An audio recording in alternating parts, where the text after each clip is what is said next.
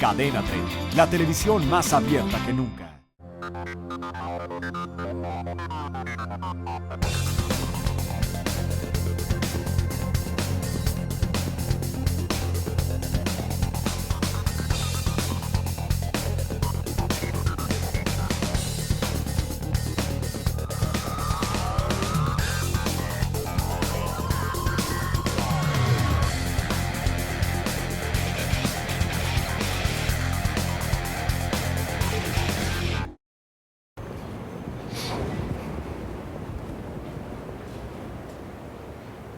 Qué bueno que nos acompaña. Esta semana la agenda informativa nos llevará a continuar con el recorrido de las zonas más pobres del país, donde viven los olvidados. También conoceremos de los conflictos agrarios que hoy en día todavía se presentan en estados como Chiapas, y conoceremos el riesgo que corren los médicos para realizar su trabajo. Yo soy Carlos Quiroz y esto es Semanal 28, la agenda de Cadena 3. Comenzamos. En México, poco menos de la mitad de la población vive con unos $6 al día, lo que equivale aproximadamente a 2,000 pesos al mes. Esto según el estudio más reciente del Coneval realizado en 2010. Los estados de Oaxaca, Chiapas y Veracruz tienen municipios con un porcentaje superior al 95% de su población con carencias, según este mismo estudio del Coneval. Semanal 28 visitó estos lugares. Son los olvidados, los más pobres, donde el hambre duele. Un trabajo de seguimiento de mi compañera Laura de Pablo. Aridez, deforestación y sequías el paisaje de la Mixteca oaxaqueña. Aquí la tierra ya no da nada, apenas llueve y el agua potable ni siquiera llega como debiera. Una imagen enmarcada entre cactus y chivos, animales que terminan comiéndose lo poco que la naturaleza les brinda. Estos son factores que profundizan en el hambre y la pobreza de estas comunidades.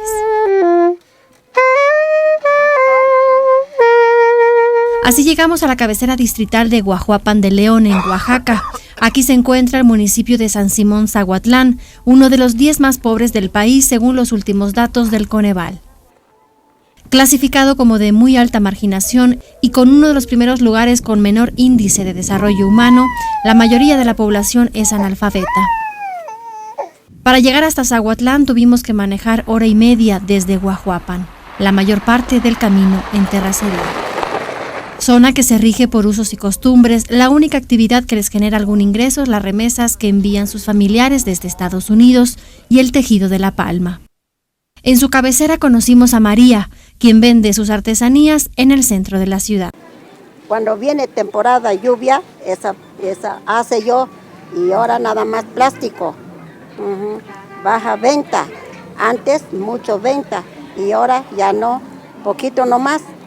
Así nomás compra un medio kilo de tortilla, 5 pesos de tomate, así nomás, muchacha. Hay un día vende 30, hay un día vende 40, así nomás, no mucho.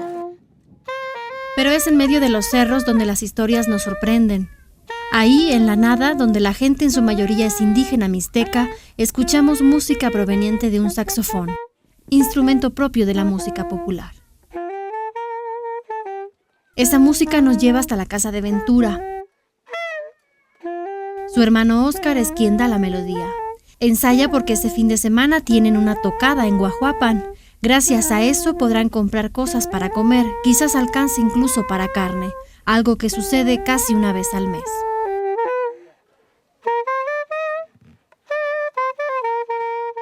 Los López Basilio son 30 de familia. Viven todos en 2 casas hechas de piedra y lámina y con piso de tierra. Son muchos y muchos los niños que juegan entre los animales. Quizás así también distraen el hambre. Ellos han encontrado en la música una forma de mitigarlo. Tocan en Guajuapan cuando hay fiestas populares, Ventura la trompeta y Óscar el saxofón. Y de ahí sacan el dinero que las cosechas y los animales no dan.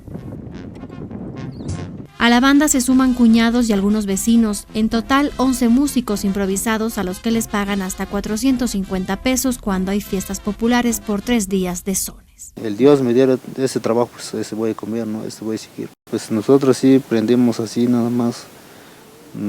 Cuando yo estoy niño de 12 años, pues me gustaría, veo que en los bandas, ¿no? Hay muchas bandas y pues yo veo, sabes que Yo estoy platicando, hermano, sabes que con eso sí toca bien, ¿no? Pues, ¿por qué no hacemos? ¿Por qué no vamos a ver si nos sale? Pues así vamos agarrando y sí salió. Y sí salió, pues, pero todavía falta, vamos a muchas canciones, porque como ahorita ya estaba entrando otras canciones nuevas, ¿no? Pues tenemos que ensayarla, tenemos que agarrarla cómo sale, para que la gente le gusta, para que contrate. Todos entienden el español menos la abuela. Sentada a la sombra cuida a la más pequeña, quien aún no tiene nombre pese a haber nacido hace más de un mes. Hay una tercera casa, más pequeña, hecha también de piedra y de techo de lámina. Esa es la cocina. Pese a no haber más que maíz, aceite, sal y 3 dulces para los niños, no les avergüenza y nos dejan pasar. Las otras casitas donde están las habitaciones, ahí la pena les impide abrirnos la puerta. ¿Ustedes tienen hambre? No tenemos hambre mucho, pero porque estamos comiendo, no dejamos de comer, si no comemos vamos a morir de hambre, ¿no? Burros, chivos, un cerdo y una docena de perros que conviven con la familia, perros famélicos que también pelean por las tortillas. Pues aquí sembramos maíz, frijol, semilla de calabaza. Tienen su propio aparato para moler el maíz, pero ese maíz no sale de las tierras. A pesar de que cuentan con una parcela, acaban comprándolo en otro municipio. A veces nos dan fiado y pues nos dan plazos, cuántos meses nos van a dar. Pues vamos a buscar para comprar ya. Si cae el dinero, pues vamos a comprar unas cositas para comer todos, mi familia. Pues un vez nada más, a veces cae dinero, a veces no, pues así estamos comiendo tortillas nomás con sal. Una familia grande con muchos niños, 8 llegamos a contar mientras corren descalzos jugando de un lado a otro. ¿Cómo te llamas? Rosalba. Rosalba. Sí. ¿Y qué edad tienes? No sé. ¿No sabes? ¿Les gustaría ir a la escuela? No.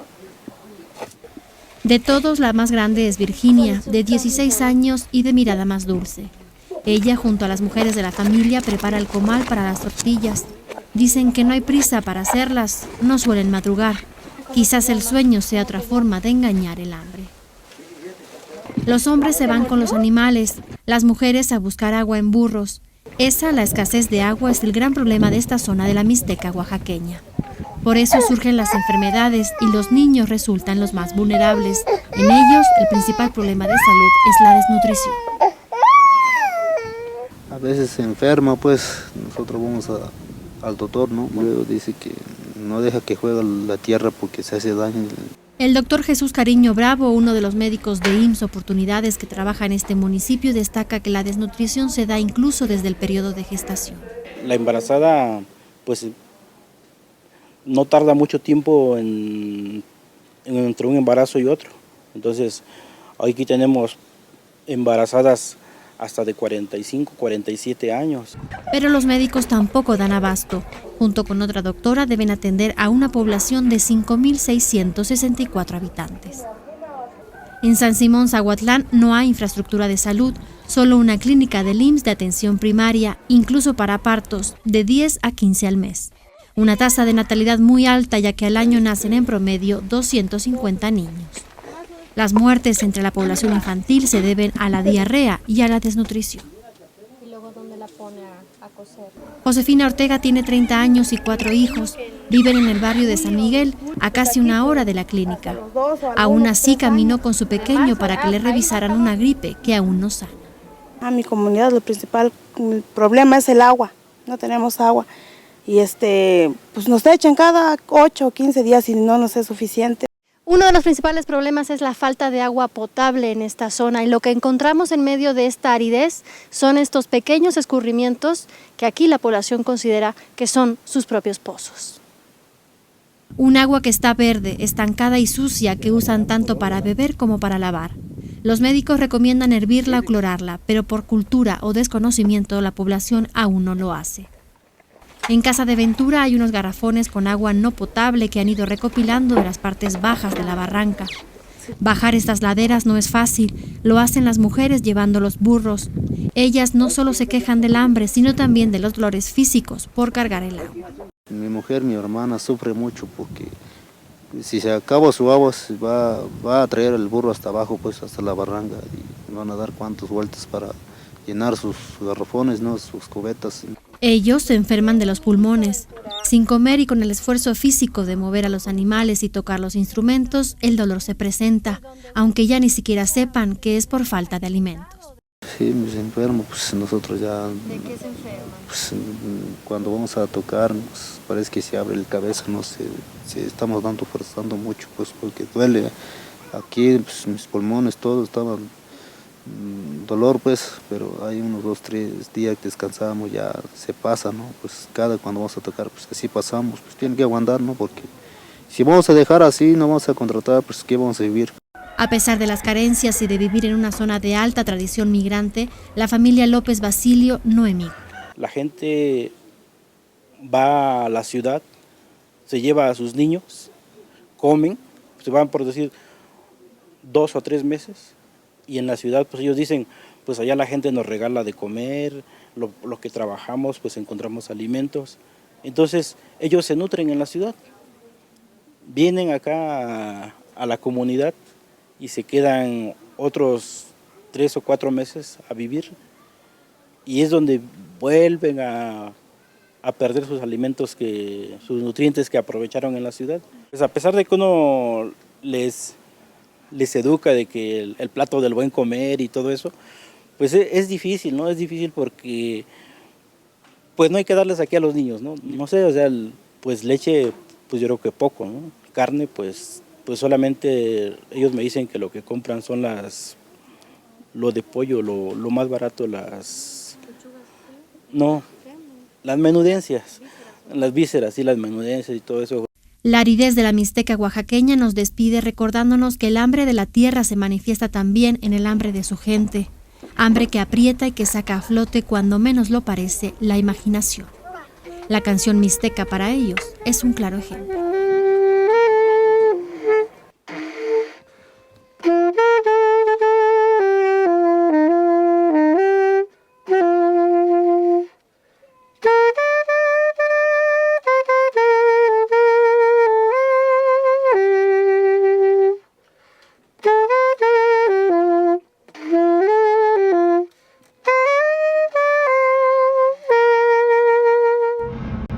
Las disputas por la tierra siguen existiendo en pleno siglo XXI. Muertes y familias desintegradas son parte de las estadísticas. Organizaciones campesinas hablan de cerca de 5,000 conflictos agrarios. Un polvorín en 31 entidades del país, incluido el Distrito Federal, y con una sola excepción, Aguascalientes. Cadena 3 se internó a uno de estos lugares marcados por este foco rojo, los conflictos agrarios.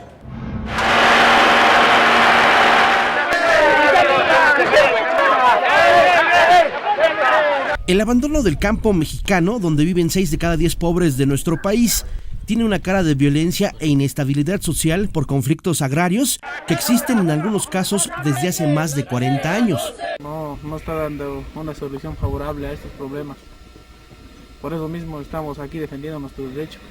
Y mientras el gobierno no haga nada aquí, va a correr sangre cuando quieran los vecinos de acá arriba.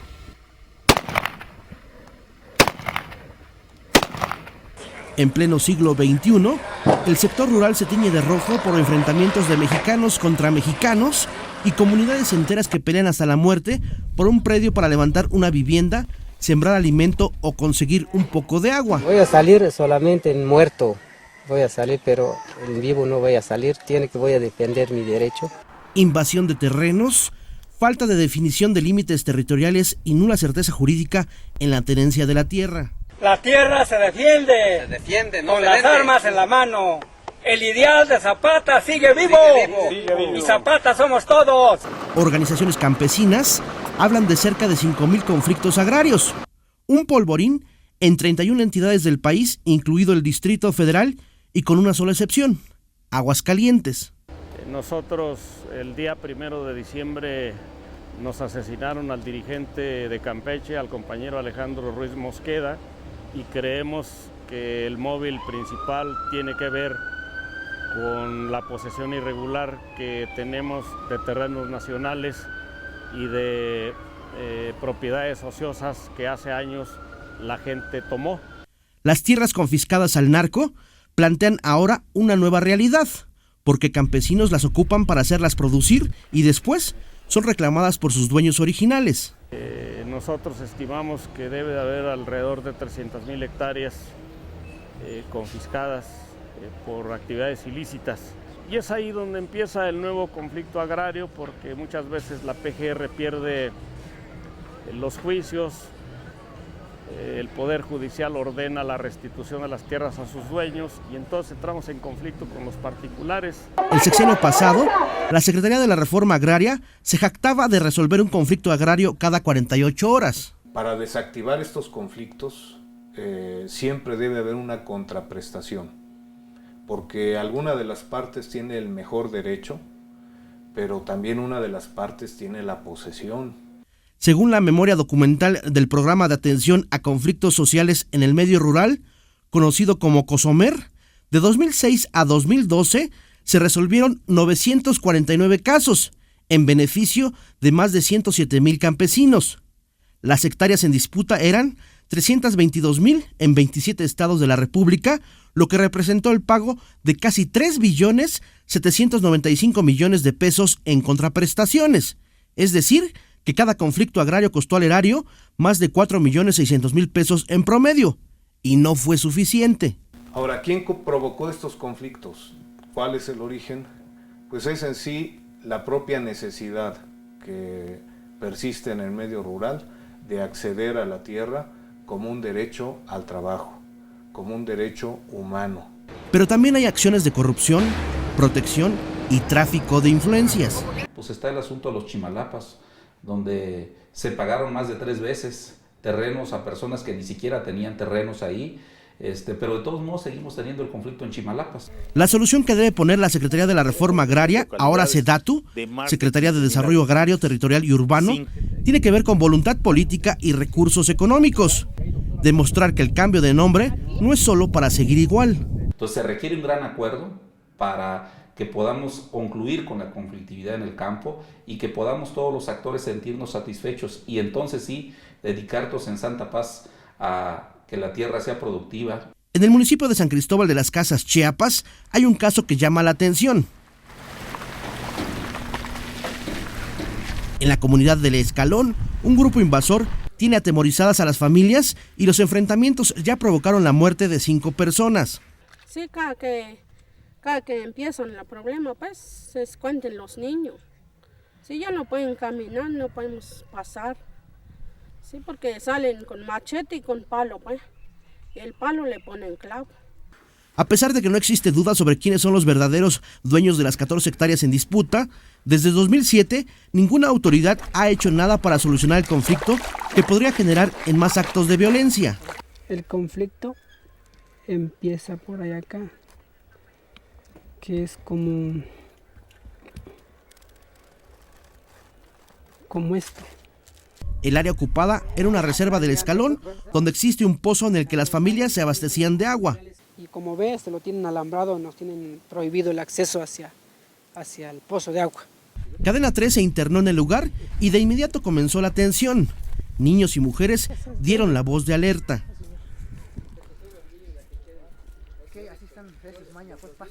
Yo aquí crecí, yo he venido a cargar agua cuando era yo más pequeño.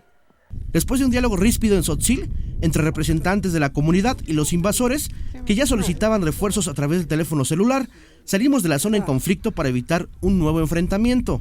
Como siendo mucho, quizás podemos enfrentarlo, pero no queremos más violencia. Lo que ya queremos exigirle al gobierno es solución al conflicto que tiene la comunidad de estas 14 hectáreas, ya que de una vez se define de quién es la propiedad, si del Escalón o de San José del Porvenir. Viajando hacia el suroeste, llegamos a la reserva de la biosfera La Sepultura, en el municipio de Villacorso, Chiapas, un área natural protegida donde viven 72 familias que en 1994 fundaron la comunidad de Lázaro Cárdenas.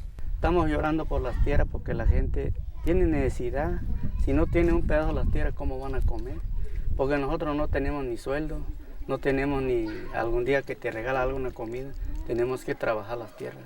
Cosechamos maíz, cosechamos frijol, cosechamos café. Los pobladores de este recóndito lugar, que tiene dueño y que exige una indemnización por sus tierras, cuentan con la escuela donde se imparten preescolar y primaria a los niños, además de que las familias reciben apoyos federales como oportunidades y piso firme. Nosotros queremos que lo paguen el terreno para que así vivir tranquilos, felices, sin preocupación de que no lo pagan el terreno. Nosotros no nos pensamos salir de aquí, aquí nos vamos a quedar.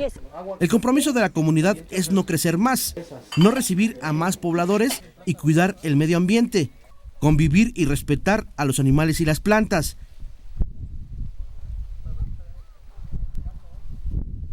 En un área natural protegida creada un año después de que llegaron para quedarse.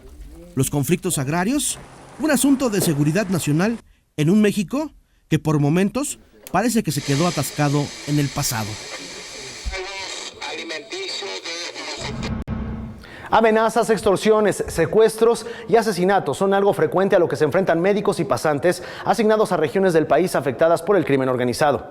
Las autoridades de salud y de seguridad no los protegen adecuadamente. Ante esta amenaza, muchos doctores han solicitado su cambio de plaza debido al peligro que existe en los lugares a los que están adscritos. Médicos amenazados, profesión en peligro.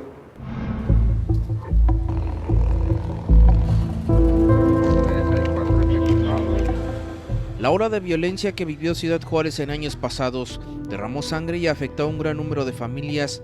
La sociedad juarense sufrió una grave descomposición. Poco a poco los índices delictivos crecieron. Ya no solo fueron los ataques armados en vía pública atemorizando a la población entera. Las extorsiones, secuestros y asaltos fueron uno de los delitos que grupos criminales aprovecharon para obtener dinero y comprar armamento en el extranjero. Con esto, la sociedad fue doblemente golpeada. Los profesionistas de la medicina fueron de los primeros grupos atacados, lo que provocó que muchos médicos decidieran cerrar consultorios y dejar Ciudad Juárez, en busca de salvar la vida de ellos y de sus familias.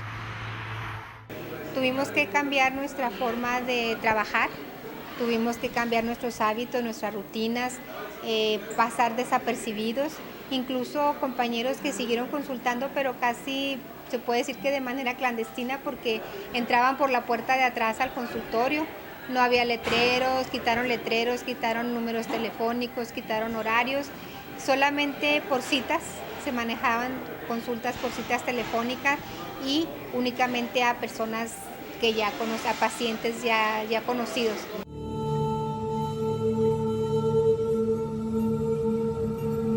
Muchos galenos fueron secuestrados, otros fueron asesinados por criminales al no obtener lo que demandaban. Tal es el caso del doctor Alberto Betancourt, asesinado en el 2010. Este crimen unió a los médicos para exigir seguridad a los profesionistas, pararon labores. Esta fue una de las primeras acciones en busca de seguridad. Atendemos, buscamos la salud de la población, no importa quién sea, si son policías, si son heridos. Y esta es la manera como pagan, esto no debe quedar así. Pero no fue suficiente. Los ataques continuaron. Las consultas a domicilio dejaron de existir. Marcharon en varias ocasiones, recordando a las autoridades que las cosas no estaban bien.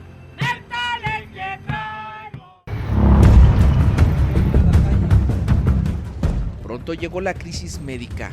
Hospitales privados y del Seguro Social les faltaban médicos especialistas y generales para atender la gran demanda de atención médica. Otra exigencia de los médicos era que no se contaba con suficiente seguridad en los hospitales donde se atendía a los heridos de bala. En muchas ocasiones, sicarios llegaron a los quirófanos para acabar con las víctimas que quedaban con vida, situación que ponía en riesgo al personal médico. Entonces fuimos una profesión muy vulnerable y además sentíamos la responsabilidad de atender a cualquier persona que estuviera en problemas, ¿no? O que hubiera sido herida. Por ejemplo, el Hospital General trabajó mucho por los heridos, tanto los responsables de la guerra que se desató, como gente inocente, como policías, como ministeriales, etc. Ciudad Juárez, por ser una frontera, manejaba un turismo médico que dejaba una millonaria derrama económica. Todo se perdió por la violencia. Me tocó un compañero odontólogo en un edificio de 3 pisos, era el único. La verdad fue para mí muy impactante llegar y ver que era el único consultorio abierto y que pasaba desapercibido.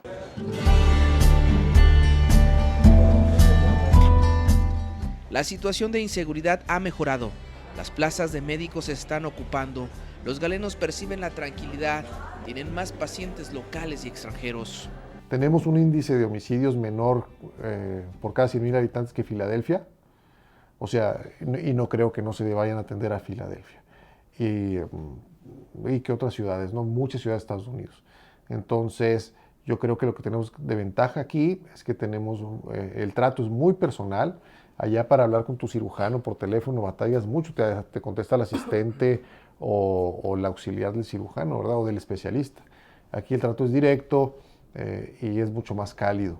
Actualmente el Instituto del Seguro Social lanzó una convocatoria para ocupar 225 plazas para médicos familiares y 26 para especialistas en todo el estado de Chihuahua. Existe interés de médicos del país para ocuparlas. El proyecto de turismo médico se ha reiniciado.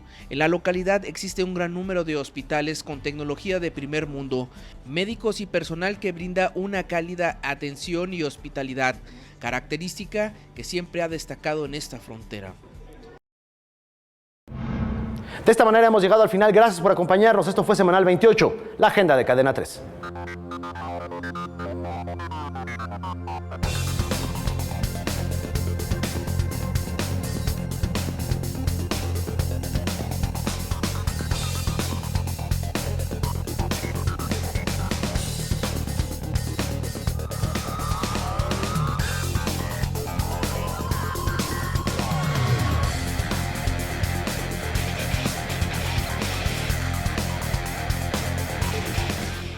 Cadena 3, la televisión más abierta que nunca.